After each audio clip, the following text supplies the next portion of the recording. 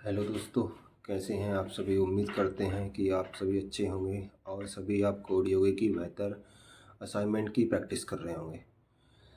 आज मैंने सोचा कि अपने सभी दोस्तों के लिए बहुत परेशान हो रहे हैं, जिनके लिए मैंने सोचा कि कुछ असाइनमेंट की वीडियो बनाई जाए ताकि सभी लोग इस असाइनमेंट को कंप्लीट कर सकें। तो चलिए, आज 18.1 असाइनमेंट था, जो कि बहुत लोग इसमें कन्फ्यूजन हो रहे थे, उन लोगों को आ नहीं पा रहा था, जो मेरे दोस्त बहुत परेशान थे। तो चलिए, मैं आप सभी को मदद के लिए उस 18.1 के असाइनमेंट की वीडियो बना के लेके आया हूँ। इसको देखकर आप अपनी वेबसाइट को ईज़िली बना सकते हैं। तो चलिए, आइए शुरू करते हैं। सबसे पहले आप शिफ्ट के साथ बटन दबाकर ये ग्रेटर देन लेस देन वाला ये साइन लेके आएंगे। इसके बाद आप एक्सक्लेमेटरी साइन लेके आएंगे शिफ्ट के साथ दबा के और एंटर दबाएंगे। तो आपको यहाँ से लेकर के यहाँ तक, यानी कि यहाँ से लेकर के आपको यहाँ तक ये आपको पूरा लिखा हुआ मिलेगा। और इसके साथ ही इसमें आपको ये बॉडी वाला पार्ट और ये नीचे आपका आता है कौन सा HTML लिखा हुआ, ये आपको बाय डिफ़ॉल्ट लिखा हुआ साथ में मिल जाता है। तो इसको आपको दोबारा लिखने की ज़रूरत नहीं पड़ेगी। मगर ये हम हमारे सिस्टम में लिखते हैं। जब आप कोड योगी पर मोबाइल में जब कोडिंग कर रहे होंगे तो वहाँ पर आपको ये सब लिखने की ज़रूरत नहीं पड़ेगी, क्योंकि वहाँ से आपको क्योंकि उसमें HTML और CSS फाइल अलग अलग होती हैं, तो वहाँ पे आपको लिखने की ज़रूरत नहीं पड़ती है। वहाँ आप डायरेक्ट बॉडी टैग से स्टार्ट कर सकते हैं। तो चलिए, मैं शुरू करता हूँ। डॉक टाइप HTML, अब HTML का टाइप बताते हैं कि HTML5 है। ये उसकी लैंग्वेज बताता है। यहाँ हेड में आप हेड लिख सकते हो, यहाँ टाइटल दिया जाता है, पर फिलहाल अभी वेबसाइट में टाइटल, इस वाली में टाइटल नहीं मारा, तो अपन इसको ये टाइटल की जरूरत नहीं पड़ेगी। यहाँ लिंक, यहाँ मैं दो अलग अलग मैंने वो बनाई हैं, क्या कहते हैं इनसे यार, वो ये साइटें बनाई हैं, जो सीट बनाई है, मतलब मैंने फाइल बनाई है अलग अलग। तो इसको लिंक करने के लिए मैं लिंक का यूज़ कर रहा हूँ, बाकी वहाँ पर आपको लिंक का यूज़ नहीं करना पड़ेगा। तो चलिए, फिर मैंने बॉडी टैग बनाया। फिर बॉडी टैग के बाद फिर मैंने इसमें एक डिप टैग बनाया। उस डिप टैग को एक आईडी असाइन कर दी, जिसको यूनिक आईडी होती है, उसको हेडर असाइन कर दिया। फिर इसके अंदर एक और डिप बनाया, जिसको क्लास से डिफाइन कर लिया, जिसमें लिंक बॉक्स लगा दी मैंने। और इस लिंक्स बॉक्स को लगाने के बाद फिर इसके अंदर हमने ये 8 टैग लगाए, जो कि इनलाइन होते हैं।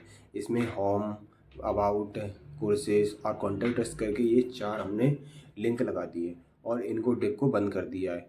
ये क्लास लिंक बॉक्स है ना, इसके अंदर का डिप है, और ये बाहर का डिप जो है ना, वो इस आईडी हेडर का डिप है। ठीक है, तो ये हमारे हेडर पार्ट के लिए, यानी कि ऊपर टॉप वाले पार्ट के लिए। अब आता है बीच का मेन डिप पार्ट, और एक आता है नीचे फूटर पार्ट। तो ये हो गया आपका डिप का आईडी मेन दे दी इसको, ये मेन पार्ट हो गया, जिसमें हेडिंग रखी है आपने वेलकम टू कोड योगी, और इसमें पैराग्राफ पास करा हमने जॉइन अवर रिएक्ट बैच। तो इसमें यहाँ लिंक पेस्ट कर सकते हो आप, और यहाँ रिएक्ट क्लिकेबल है आपका, और यहाँ बैच आपका पैराग्राफ में है। तो ऐसे करके हमने ये 4 पैराग्राफ लिख लिए, और जिसमें हमें लिंक ऐड करनी थी हमने लिंक ऐड कर दी, यहाँ नहीं करनी थी वहाँ नहीं करी। फिर इसके बाद हमने नीचे, इनको कहते हैं मेन लिंक होती हैं, ये सब मेन लिंक है, और ये हमारी अदर लिंक है। अब ये अदर लिंक पे हमने यहाँ पे लिंक लगाई, एक ही थ्रू क्लास बनाई, जो कि हम क्लासेस को आइडेंटिफाई कर सकते हैं। अदर कोर्सेज के नाम से हमने क्लासेस बना ली और उनको काम कर रहे थे। और बाकी फिर इसके बाद हेरिप नाम से आपका ये था लिंक, इस पर क्लिक कर रहे थे, ये गई।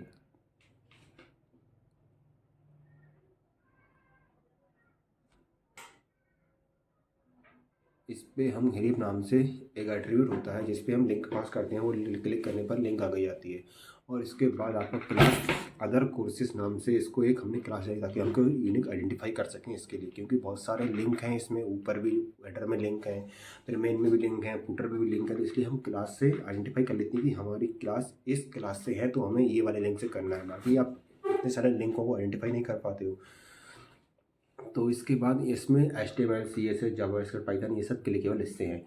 ठीक है, तो फिर अब फूटर पे भी ऐसा ही करा, इसमें आईडी फूटर को ज्वाइन कर दी, इसमें क्लास लिंक बॉक्स बना दी, फिर यहाँ पे लिंक लगाया हमने, फिर इसमें फेसबुक, इंस्टाग्राम, लिंक्डइन, ट्विटर, इस पे सबको क्लिक करने के लिए हमने बोल के फिर डिप बनाया, और यहाँ से बॉडी टैग को बंद कर दिया। और HTML टैग अपना बाय डिफॉल्ट होता है, जो कि ओपन करते टाइम ही ऑटोमेटिक बंद हो जाता है, ये सेल्फ क्लोजिंग टैग होता है।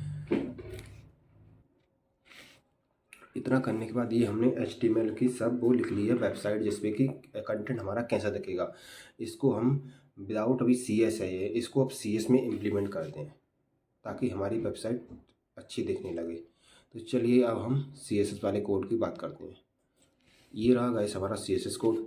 इसमें पहले ये एस्ट्रिक का साइन और कर्ली ब्रेसेस थे और इसमें पैडिंग 0 और मार्जिन 0 लिखना ज़रूरी होता है। वैसे इससे क्या होता है, CSS ब्राउज़र अपने हिसाब से कोई इसमें एडजस्ट मार्जिन, पैडिंग, बॉर्डर कुछ भी एडजस्ट नहीं कर पाता है। इससे मतलब ये हो जाता है स्टार मतलब ऑल जितने भी टैग होंगे सब कुछ सब पे 0 रहेगी, क्योंकि जब हम इम्प्लीमेंट करते हैं, हमने मान लो पैडिंग लगाई 10, ब्राउज़र ने अपने हिसाब से 5 लगा दी, तो वो कितनी हुई, 15 हो गई ना। तो इस हिसाब से अपने को मतलब एडजस्ट करने के लिए इसको पहले रीसेट करना पड़ता है, इसके बाद अपन खुद लगा देते हैं। तो ये रही अपनी रीसेट सी है, जिससे कि ब्राउज़र को रीसेट कर देता है CSS के लिए। ठीक है, H1 हेडिंग थी, उस पर आपने फॉन्ट साइज लगा दिया हमने, फिर उसमें मार्जिन बॉटम भी लगा दी है, और इसके बाद कलर लगाया ग्रीन, फिर टेक्स्ट डेकोरेशन नन कर दिया हमने, फिर इसमें हेडर लगाया आपने, फिर इसमें बैकग्राउंड ब्लैक, हेडर जिसकी आईडी थी उस पर लगा दिया हमने बैकग्राउंड ब्लैक कलर, और जहाँ पर हमारा ये फूटर था उस फूटर पे जो फूटर था नीचे उसमें बैकग्राउंड में येलो कलर लगा दिया हमने, और टेक्स्ट अलाइन हमने राइट कर दिया, तो कि राइट साइड से ये टेक्स्ट को अलाइन करके चलेगा, जिससे कि ऊपर नीचे टेक्स्ट नहीं, साइड टेक्स्ट कुछ आगे पीछे नहीं दिखेंगे, सही अलाइनमेंट में रहेंगे। अब आता है हेडर। अब हमने नेक्स्ट लिखा जिसकी हेडर आईडी हो और फूटर आईडी हो, उस पर काम करिए, जिसमें पैडिंग उसमें 20 पिक्सल दे दी हमने, और इसके बाद हमने फिर हेडर था, आईडी जिसकी हेडर हो, जिसका ए टैग जो है ना, मतलब ए लिंक जो है ना, उससे 1 नंबर बड़ा भाई भी आपका ए टैग ही होगा, और उसकी फूटर आईडी हो नहीं, ये अलग अलग 2 चीज़ें हैं। पहले इसके लिए काम करते हैं, इस वाले पार्ट के लिए, और इसके बाद फिर इस वाले पार्ट के लिए बात करेंगे। यहाँ बीच में कॉमा लगा हुआ है, तो पहले इस वाले पार्ट में इसकी हेडर आईडी हो, ए नंबर बड़ा भाई ए हो, तो ये 1 नंबर बड़ा भाई ए हो, तो वहाँ मार्जिन डेप्थ 30 पिक्सल करना है आपको, और यहाँ फूटर लगाया, और जिससे 1 नंबर बड़ा भाई आपका ए हो, वहाँ पे आपको 30 पिक्सल वहाँ पे मार्जिन लगानी है। ठीक है, अब लिंक बॉक्स ये डॉट से रिप्रेजेंट कर रहा है, ये क्लास है, तो ये क्लास है, जिस क्लास में लिंक बॉक्स लगी होगी जहाँ जहाँ वहाँ की बॉर्डर 4 पिक्सल हो जाएगी, और सॉलिड उसमें ग्रीन आ जाएगी, और डॉट डॉट करके लाइन नहीं आएंगी, आपकी सॉलिड लाइन आएगी। और डिस्प्ले का नाम, क्योंकि ये पहले से आपका ब्लॉक एलिमेंट होगा, है ना, तो जिस पे हमने इसको इनलाइन ब्लॉक बना लिया है, तो जिससे कि अच्छे से इसमें काम करेगी बॉर्डर। और पैडिंग 5 पिक्सल है। फिर आपका मेन पार्ट आ गया, मेन पार्ट में आपका पैडिंग आ गया, जिसमें 60 पिक्सल, ये टॉप की है, ये राइट की है, ये लेफ़्ट की है, नहीं ये सॉरी बॉटम की है, और ये आपकी लेफ़्ट की है, तो ये सब आपकी पैडिंग हुई। और इसमें आपने मिनिमम हाइट, तो ये शो करता है कि आप, ये फंक्शन होता है कैलकुलेशन, जिसमें 100 भी पूरी पिक्सल की पूरी स्क्रीन है आपकी, जिसमें से आपने ऊपर का या टॉप का वो हेडर और नीचे का फूटर, इन दोनों को जोड़ के माइनस कर दिया, तो वहाँ से आपको बचा कुछ आपकी हाइट निकल गई मैन एरिया की। तो इसमें आपको मिनिमम हाइट आपकी ये रहेगी, इससे कम नहीं हो सकती, स्क्रीन छोटी हो जाए या बड़ी हो जाए, इससे कोई फर्क नहीं पड़ेगा। अब लिखा बॉक्स साइज में बटर बॉक्स, इसका मतलब ये है कि हमने इसमें जो भी पैडिंग दी है और ये हाइट दी है, इसमें बॉक्स साइज में बटर बॉक्स दिया है, इसके हिसाब से आगे पीछे कुछ नहीं हो सकता, जितनी आपने फिक्स दी है इसी के अंदर ब्राउजर एडजस्ट करेगा, यानी कि वो मैन हेडिंग को छोटी बड़ी कर लेगा अपने आप से, पैडिंग को कर लेगा, पर इससे बाहर नहीं जाएगी। अब आता है पैराग्राफ। पैराग्राफ में अब आता है पैराग्राफ, जिसमें हमने फॉन्ट साइज डिफाइन कर दिया 40 पिक्सल है।